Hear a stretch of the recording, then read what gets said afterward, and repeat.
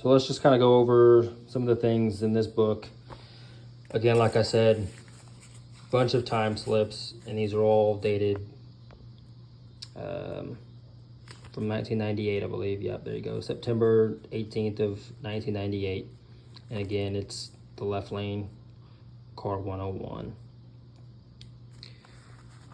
There's quite a few of them in here. Some you can barely read, some you can read just fine. Here's the instructions for the MSD box that was just put into the truck maybe 6 months to a year ago. Some video instrument instructions showing you how to wire them, also how to mount them, and then a nice little formula chart here for how to calculate your gear ratio. 4 9-inch axle information. None of it's filled out, but this is just a generic chart. The original converter was, like I said, a TCI street rodder. I'm sure at one point that number meant something. I have not looked that number up as far as a current part number, but I don't believe that is the current part number for the same torque converter. Low car kickdown cable for Turbo 350, 400, C4, and C6. Again, this truck has a C6, so it does have this kickdown cable already on it. Information on the I-beams. And there's other pages that are within this. I'm not 100% sure if it all relates to specifically what you're seeing here, but this book is chock full of information. The mega shifter information, as I pointed out, is it is a ratcheting shifter.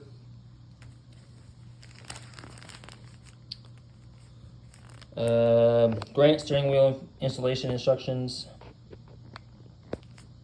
This obviously is another gauge. Looks like it is for the tachometer. So this kind of goes through the information on the functionality of it.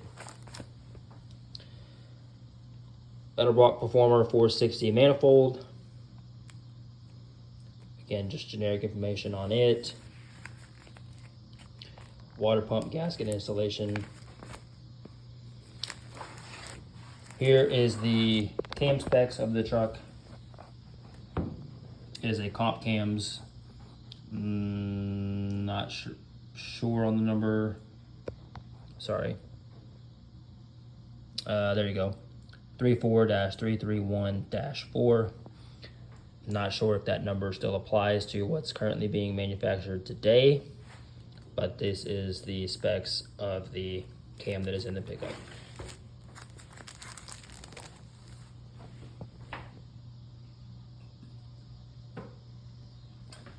Does have Eagle H-beam rods.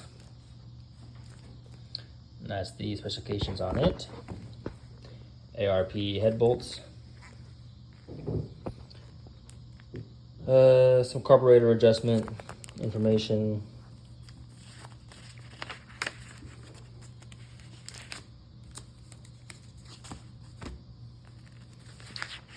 And then here's the information on the vintage air kit that's in the truck, as well as a wiring schematic.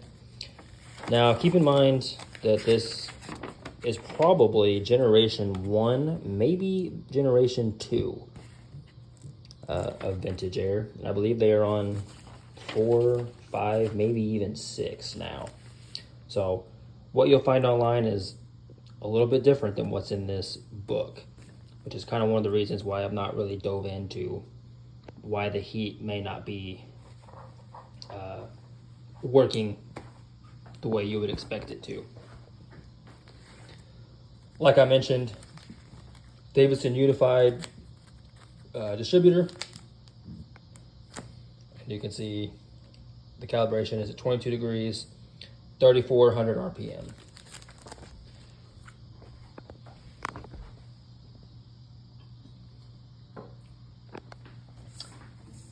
Information on the pistons. believe the truck is a 9.5 to 1 compression ratio. I've always ran 93 or higher octane gas if I can find it. For the most part, most of your stations are going to have 93.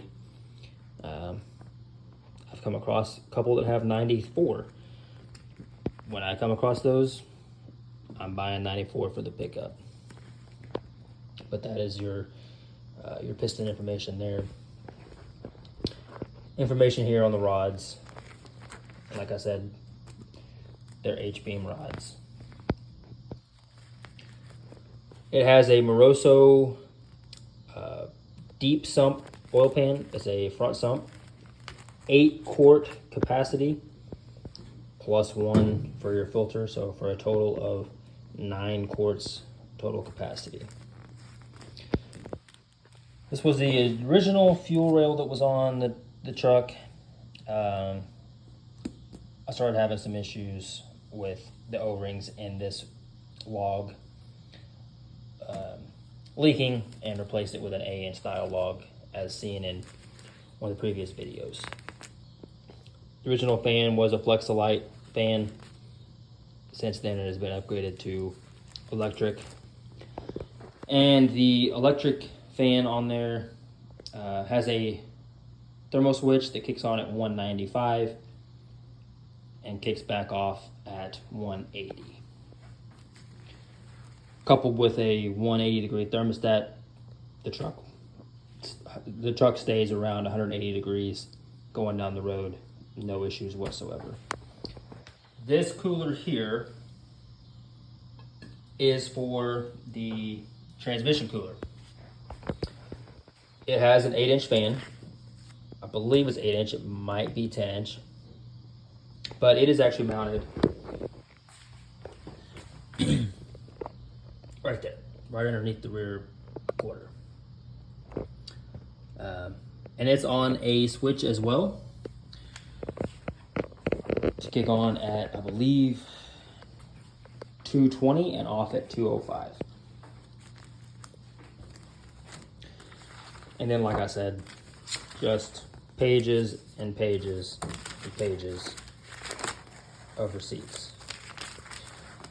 Now, 90% of these sheets are for the original build of the truck, but I have been successful in finding a lot of these same part numbers over time. So let's just take a look at, one of these receipts here.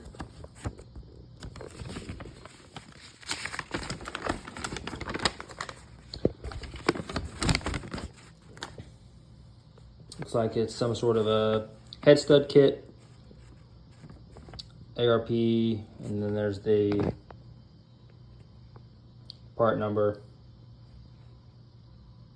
$55. So it's helpful for when you're not exactly sure what you should be looking at buying. It's not going to rebuild the truck completely as it is today, because for the most part some of these parts are have been upgraded or changed throughout the years, but it's a great place to start. And with that said, if anybody has any questions about the truck, there's something that I have not touched on that you would like to have information about, please let me know. Please contact me. Feel free to ask any questions. If you feel I've misrepresented the truck in any way, please let me know. I'm trying to be as transparent as possible with everything on this truck. If I was in the position to be buying a pickup, I would want to know pretty much everything there is to know about it, what the issues are, what has been done to it. And there are things that I probably left out that just aren't coming to mind at the moment. But like I said, if there's something that you would like to know about, or maybe you saw it in the video and I didn't touch on it, reach out to me. Send me a call, send me a text, a phone call. I'm happy to answer any questions there are. Go through some more of these, some more of the receipts that are in the book with you. like I said, just answer anything that you might have. So that's it. Thanks, guys.